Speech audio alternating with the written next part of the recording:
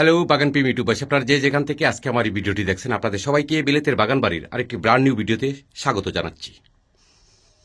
আজকে আপনাদের সাথে শেয়ার করব, আপনারা যারা নিয়মিত আমাকে প্রশ্ন করেন যে আমি আমার সবজির গাছগুলোকে কী ধরনের ফার্টিলাইজার দিয়ে থাকি, কী ধরনের সার দেই বা কিভাবে পরিচর্যাটা করি, সেটি আপনারা জানতে চান। আজকে আপনাদের সাথে শেয়ার করব আমি আমার সবজির গাছগুলোতে কি কি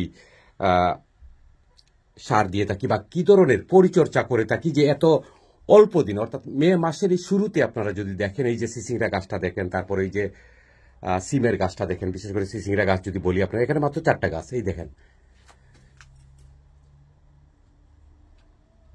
আর পাতাগুলো যদি দেখেন একেবারে সবুজ সতেজ।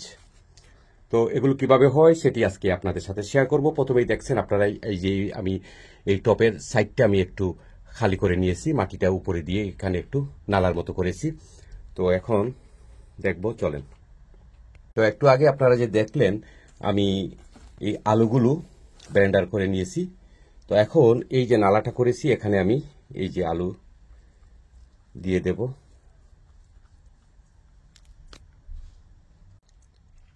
তো আমি আলু এই যে দেখেন পটের যে একদম কিনারে, এই যে এই পাশে কিনারে আমি এই আলু দিয়েছি। এখন এই আলুর উপরে আমি এই যে দেখেন এপসম সল্ট, এই যে এপসম সল্ট, এই এপসম সল্টটা ছিটিয়ে দেব।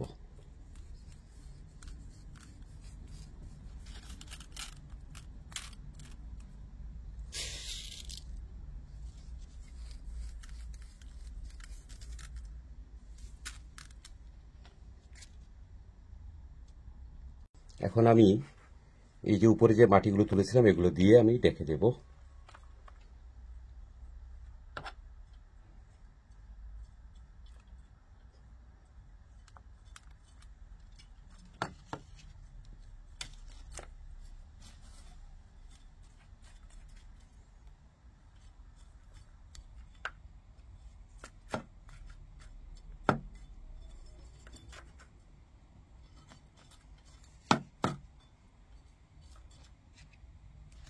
এখন এই যে টমেটো ফুড দেখতেছেন, এই টমেটো মিক্স করা পানি, যে এই পানিটা আমি ঠিক ওই যে জায়গায় আলু দিয়েছি এবং এপসম সল্ট দিয়েছি ঠিক সেই জায়গায় দেব।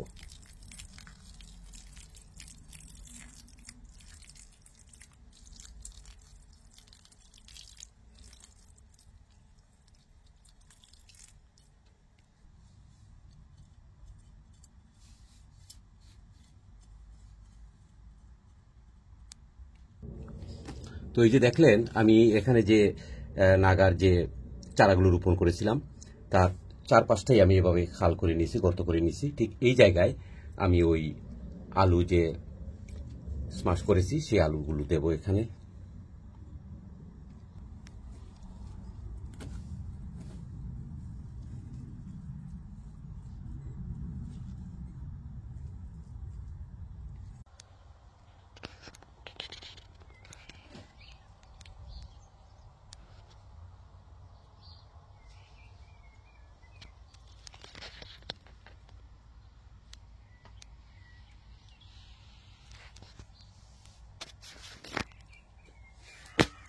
এখন ওই যে এপসম সল্টটা ওটাও দিয়ে দিব।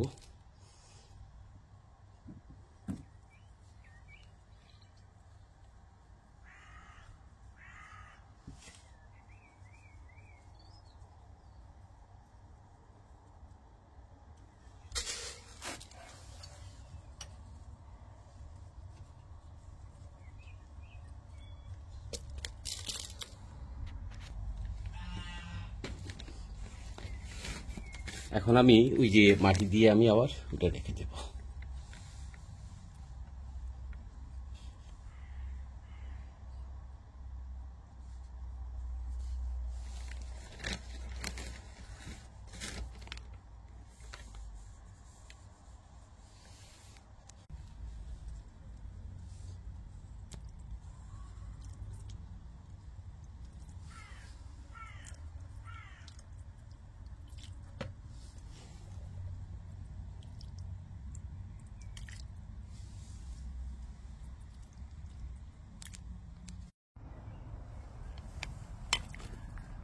আজকে এই সিমের গাছগুলো আমি আমার বাগানে রোপণ করব।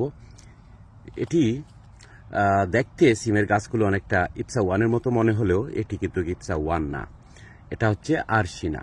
অসম্ভব সুন্দর একটি সিম এবং প্রচুর এই গাছ থেকে সিম হারভেস্ট করা যায়।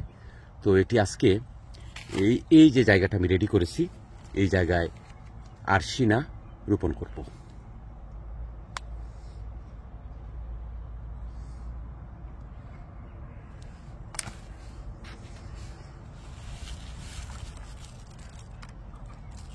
আমি আসলে সিম গাছের পট পরিবর্তন করি না।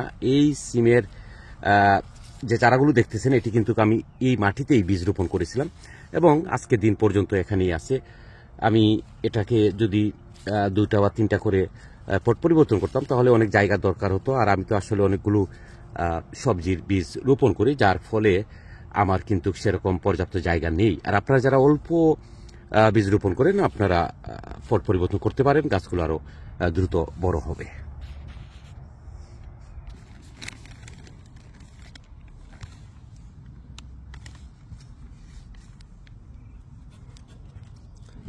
আর এখানে সিমের গাছ রোপণ করার আগে আমি জায়গায় পানি দিয়েছি, এখন পানি দেব না, যেহেতু এখনও কিন্তু রাতের বেলা অনেক ঠান্ডা, তাই পানি দিলে গাছের ক্ষতি হতে পারে, যার জন্য আর পানি দেব না। আর গাছের এই যে গোড়াটা যদি দেখেন, গোড়াটা অনেকটা শুকনো আছে, এভাবেই থাকবে রাতের বেলা। 2 থেকে 3 দিন পরে আমি এই গাছের গোড়ায় পানি দেব, তার আগে কোনো পানি দেব না। এই দেখেন পানি আমি প্রথমেই পানি দিয়েছি এই জায়গায়।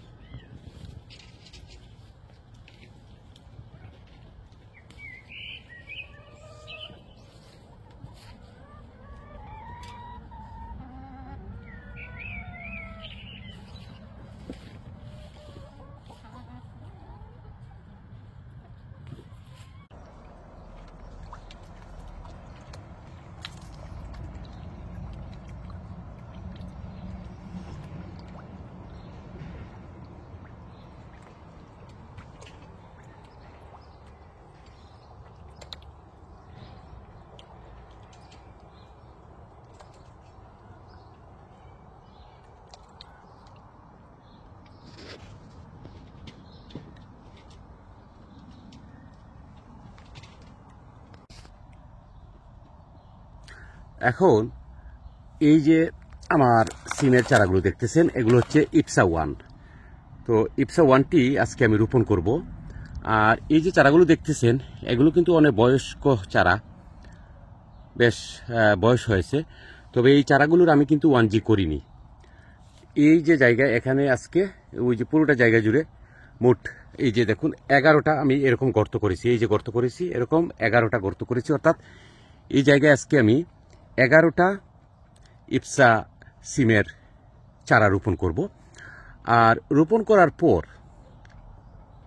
3 থেকে 4 দিন পরে আমি এই যে 1G করব, তারপরে গাছগুলো খুব দ্রুত আরও বড় হবে, যার ফলে এখানে যে আমি এই যে দূরত্বে দেখতেছেন এখান থেকে একটা গর্তের দূরত্বটুকু দেখতেছেন, আমি যখন এই গাছগুলোকে 1G করব তখন এগুলো কিন্তু এত বেশি শাখা প্রশাখা দেবে যে এই দূরত্বটা এই সিমের জন্য যথেষ্ট।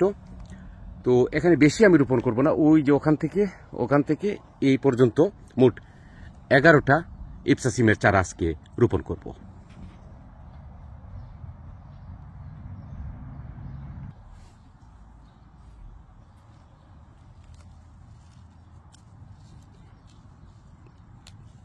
ঠিক এই জায়গায় গত বছরও আমি ইপসা ওয়ান রোপণ করেছিলাম, তো এবছরও ঠিক একই জায়গায় আমি এই ইপসা ওয়ান রোপণ করব।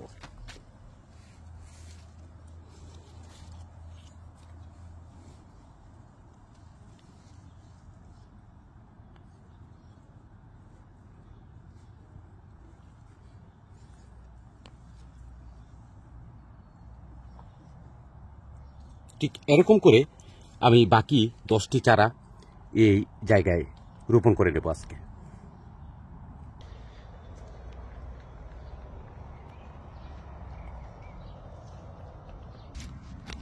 তো এই যে দেখতেছেন আমি এক এক করে এই জায়গায় মোট 11টা সিমের চারা রোপণ করেছি, আর এই সবগুলো হচ্ছে ইপসা ওয়ান।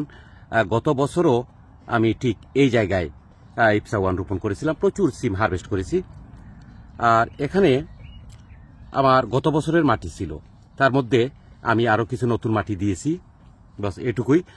আর এখন পর্যন্ত কোনো সার দেব না, গাছগুলো এখানে পুরোপুরি সেটেল হওয়ার পর আমি সার দেব। আর ওয়ানজি তো বললাম আপনাদেরকে কয়েকদিন পরে আমি ওয়ানজি করব।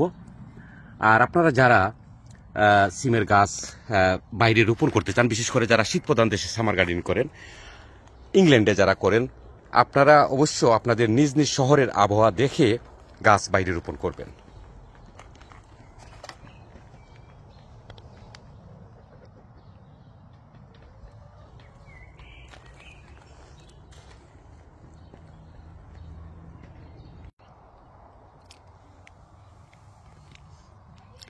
সিম গাছ রোপণ করার পর এখন এই জায়গায় অর্থাৎ আমার বাগানে আজকে আরও 3টা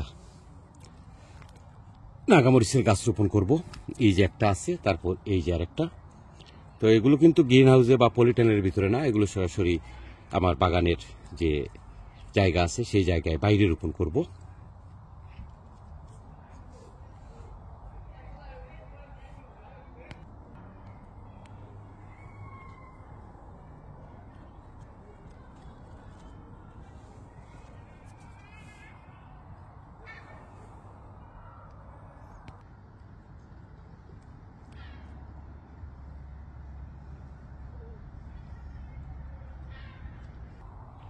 এই 3টা নাগার গাছ যেহেতু আমি বাগানে রোপণ করলাম, তাই সবচেয়ে ভালো যে সময়টা সেটা হলো যে বিকেলবেলা, অর্থাৎ সন্ধ্যার সময় আমি এই গাছগুলো রোপণ করেছি। এগুলো গ্রিন হাউসের ভিতরে ছিল। তো এখন আপনারা যারা বিভিন্ন ধরনের সবজির গাছ রোপণ করবেন, মনে রাখবেন যে সবচেয়ে ভালো হয় যদি আপনারা সন্ধ্যার দিকে গাছ রোপণ করেন।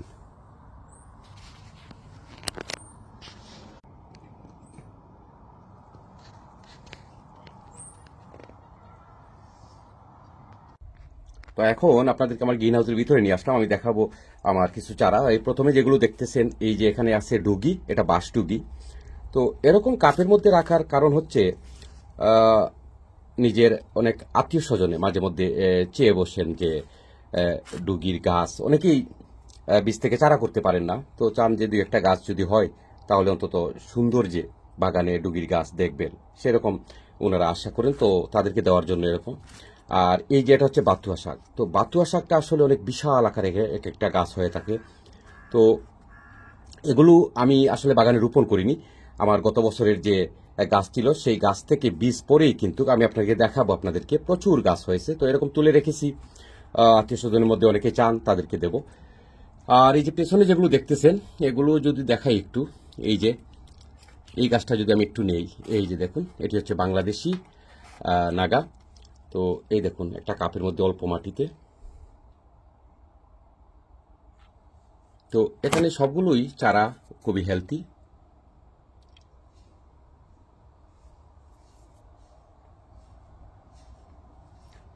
তারপরে এই যে নিচের অংশটুকু যদি আপনাদেরকে দেখে, আপনারা যারা নিয়মিত আমার ভিডিও দেখেন আপনারা জানেন যে এখানে আমি গত বছর কিছু ডুগির বীজ রোপণ করেছিলাম, তার আগের বছরও করেছিলাম। তো সেই যে বিশাল ডুগিগুলো হয়েছিল, সেই ডুগি থেকে যে বীজ মাটিতে পড়েছে সেখান থেকেই কিন্তু এই যে গাছগুলো হয়েছে। এবং চিন্তা করেন এই মে মাসের মাত্র শুরু হয়েছে, এই শুরুতে আপনারা যদি দেখেন এখনই কিন্তু হারভেস্ট করার উপযোগী হয়ে গেছে। আর এই ডুগিটা অসম্ভব বড় হয়, এটার নাম হচ্ছে বাঁশ ডুগি। তো এগুলো আমি হারভেস্ট করব, যে কোনো সময় অনেকবার হারভেস্ট করা হয়েছে। ওই যে ওই পাশে ছিল, ওই পাশটা খালি করেছে, খালি করে ওই যে দেখুন এখানে আমি কয়েকটা ভ্যারাইটির লতা বেগুন এই পাশে রোপণ করেছি। তারপর ওই পাশে ওই যে নাগার গাছগুলো রোপণ করেছি, যার জন্য পুরোটা জায়গা জুড়েই ছিল কিন্তু এই বাঁশটুকি। তো ওই জায়গাগুলো আমি খালি করে ওইখানে অন্যান্য গাছ রোপণ করেছি। আর এই যে জায়গা দেখতেছেন, এবছর আমি গ্রিন হাউসের ভিতরে ডুগি রাখবো না, তো সবগুলো ডুগি হারভেস্ট করব। হারভেস্ট করার পর এইখানে অন্যান্য গাছগুলো রোপণ করব।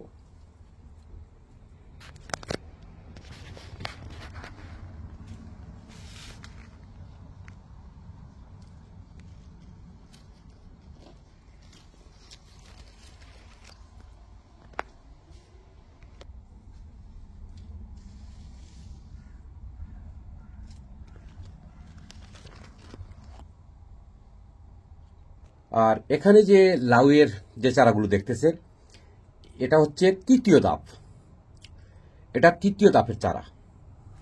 তো এই চারাগুলো বড় হয়ে গেছে মাশাআল্লাহ। আর আগের যে চারাগুলো এই দেখুন, এগুলো অনেক লম্বা হয়ে গেছে। আমি এই 2-1 দিনের ভিতরেই বাইরে রোপণ করবো। এই যে দেখুন সবগুলোতেই কিন্তু ফুল চলে এসেছে। ওই যে ওইখানে আছে, এই সবগুলোই আমি বাগানে কয়েকদিনের ভিতরে রোপণ করব। আর একটা বিষয় আপনাদেরকে বলি, সেটি হলো আপনারা যারা খুব অল্প পরিসরে ডুগির গাছ রোপণ করেন, খুব অল্প ডুগির গাছ রোপণ করেন, আপনারা এরকম টপের মধ্যে রোপণ করতে পারেন। এই যে দেখেন, এখন চিন্তা করেন এই মাসে কত বিশাল ডুগি। এই ডুগি দেখলে আপনারা বুঝতে পারবেন যে আমার এই ডুগিগুলোর ভ্যারাইটিটা কেমন, এই ডুগিগুলোর ভ্যারাইটিটা কেমন। আমি যেটা বলছিলাম যে বাঁশডুগি, এই দেখুন মে মাসের শুরুতেই দেখুন কত বিশাল বাঁশডুগি।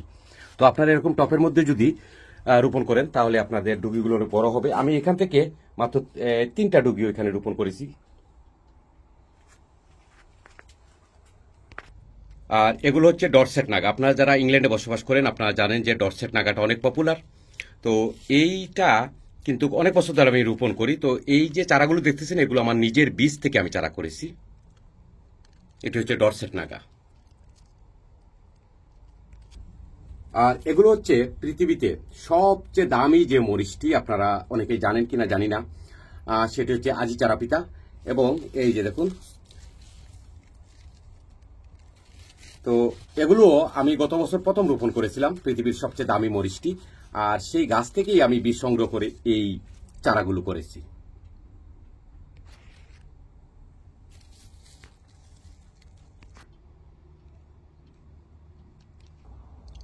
আর আপনারা অনেকেই জানতে চান যে আমার এবছর কদু গাছের কি অবস্থা, অর্থাৎ লাউ গাছের কি অবস্থা। আপনাদেরকে আশ্বস্ত করছি, খুব শীঘ্রই আপনাদের সাথে নিয়ে বিলেতের বাগান বাড়ির প্রথম লাউ হারভেস্ট করব।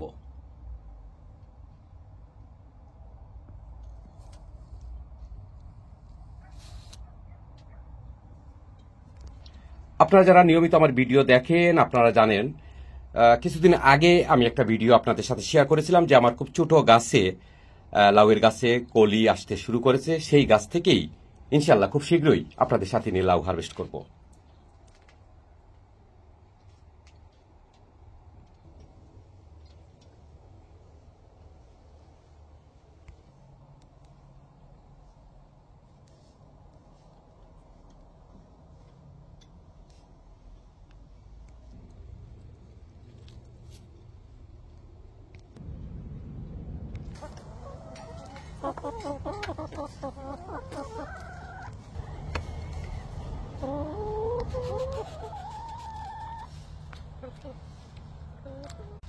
তো এই যে দেখতেছেন এখানে যে ধনিয়ার গাছগুলো, এগুলো আমি রোপণ করেছিলাম। তো রোপণ করার পর আমি যে আপনাদের বলছিলাম যে আমার বাগানে একটা বড় বাতুয়া শাকের গাছ ছিল, সেই গাছ থেকে যে বীজ পড়েছে এই দেখুন,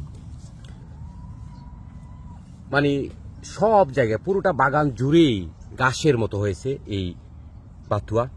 তো এটি আসলে গত বছর আমি যে গাছটি যখন দেখলাম, দেখার পর কিন্তু আমার আর এই গাছের প্রতি খুব একটা ভালো লাগা যেটা সেটা নেই। কেন নেই? এত বিশাল আকারের গাছ হয়েছিল যে তার আশেপাশে আমি আর কোনো ধরনের সবজির গাছ রোপণ করতে পারিনি।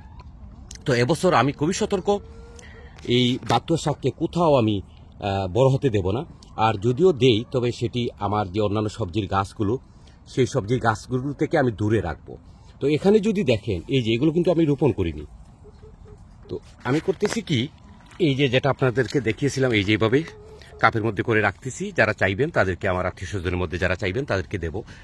আর আমি এটাকে একটা নির্দিষ্ট জায়গায় শুধু একটা গাছই রাখবো, যেহেতু অনেক বড় হয় একটা গাছই রাখবো। আর এই গাছগুলো এখন ছোট দেখতেছেন, কিছুদিন পর এত বড় হবে যে এখানে আমি সিমের গাছ যে রোপণ করবো সেটা কিন্তু সম্ভব হবে না।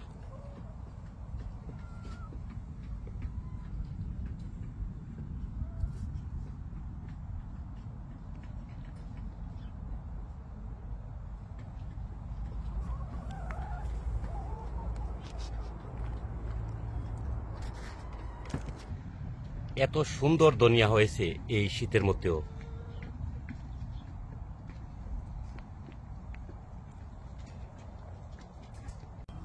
আর এখানে এখানে যে গাছগুলো দেখতেছেন এগুলো হচ্ছে বাংলাদেশি মিষ্টি কুমড়া। এটি অসম্ভব সুন্দর একটা মিষ্টি কুমড়া, এবং এগুলো আমি অলরেডি আমার বাগানে বেশ কিছুদিন আগে রোপণ করেছি।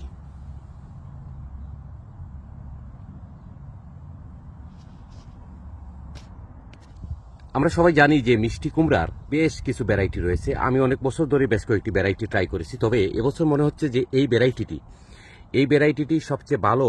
এই কারণে ভালো যে আপনারা জানেন গত মাসে বেশ ঠান্ডা ছিল, এবং এই মে মাসের শুরুতেও কিন্তু রাতের বেলা অনেক ঠান্ডা। এই ঠান্ডার মধ্যে আপনারা যদি গাছের গ্রোথগুলো যদি দেখেন কিভাবে গাছ বড় হচ্ছে, তাতে মনে হলো যে এই ভ্যারাইটিটি কিছুটা হলেও শীত সহনশীল। তো আমাদের আসলে সমস্যা হচ্ছে মিষ্টি কুমড়া যখন গাছে আসে তখন কিন্তু শীত পড়তে শুরু করে।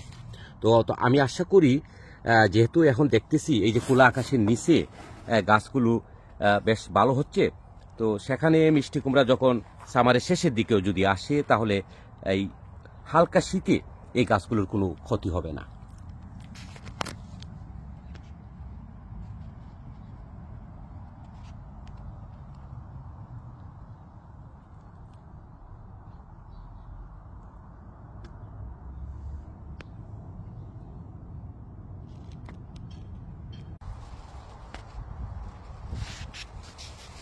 তারপর এখানেও আমি বেশ কিছু মিষ্টি কুমড়ার চারা রোপণ করেছি। এটিও হয়ে গেল আজ থেকে প্রায় 4-5 দিন হয়ে গেছে।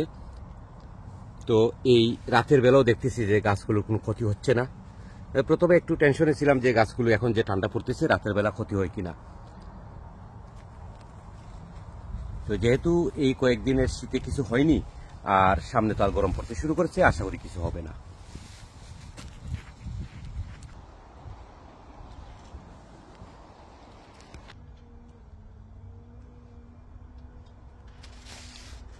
এখন আপনাদের সাথে এই যে আমার যে স্ট্রবেরি যে গাছগুলো এগুলো দেখতেছেন, প্রতি বছর এই মে মাসের শুরুতেই আমি স্ট্রবেরি হারভেস্ট করি। আপনারা যারা ইংল্যান্ডে বসবাস করেন আপনারা অবশ্য জানেন যে এই সময় যদি আপনারা গার্ডেন সেন্টারেও যান তো এরকম স্ট্রবেরির চারা পাবেন, কিন্তু এখনো কিন্তু স্ট্রবেরি খাওয়ার মতো ফসল আসেনি। তো এই যে দেখুন এই স্ট্রবেরিটা যদি এটা একদম রেডি, এটা আমি এখনই হারভেস্ট করব। তারপরে এই যে এক এক করে সবগুলো এখন এই যে সবগুলো পাকতে শুরু করেছে। আর একটা বিষয় আপনারা মনে রাখবেন, স্ট্রবেরি মিষ্টি হয় কিভাবে সেটি আপনারা অনেকেই হয়তো জানেন আবার জানেন না। স্ট্রবেরি যত বেশি সূর্যের আলো স্ট্রবেরির গায়ে লাগবে তত বেশি আপনার স্ট্রবেরিটা মিষ্টি হবে। তো যেহেতু আমার এই স্ট্রবেরি গাছগুলো গ্রিন হাউসে, তো দেখতেছেন যে এই যে আগাম ফসল, এই দেখুন এই দেখুন।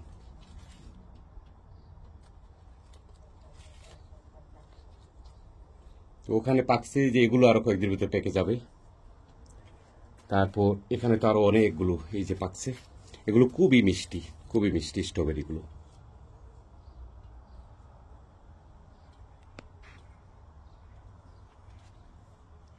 আমার একজন ভিউয়ার সেই আমেরিকা থেকে আমাকে প্রশ্ন করেছেন, আমার গত ভিডিওতে জানতে চেয়েছেন যে আমি যে সারগুলো ব্যবহার করি এগুলো তিনি আমেরিকাতে পাবেন কিনা।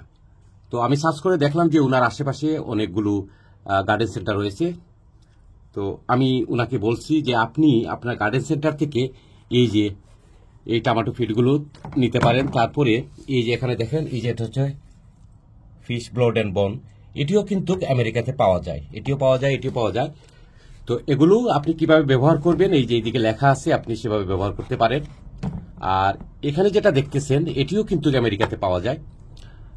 এটি আপনি কখন ব্যবহার করবেন সেটা আমি বলছি। যখন দেখবেন যে আপনার সবজির গাছে ফুল আসতে শুরু করেছে, ঠিক তখন আপনি এটি ব্যবহার করবেন, তার আগে দেবেন না।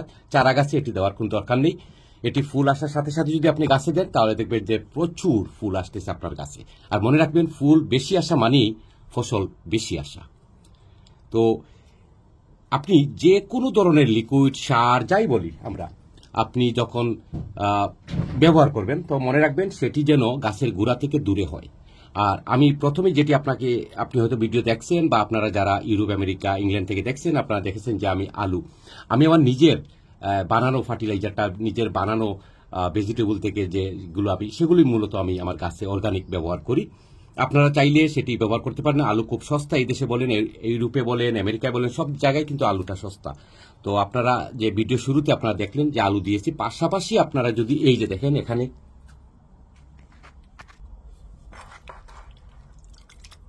এই যে দেখুন ওয়াটারমেলন, তারপরে এখানে আছে বানানা ফিল, এগুলো আছে।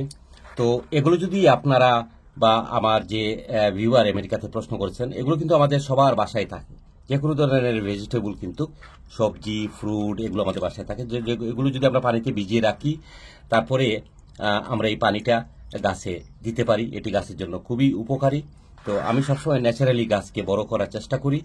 তো আশা করি যিনি আপনি বোন আমেরিকা থেকে প্রশ্ন করেছেন, আশা করি আপনার প্রশ্নের উত্তর পেয়েছেন।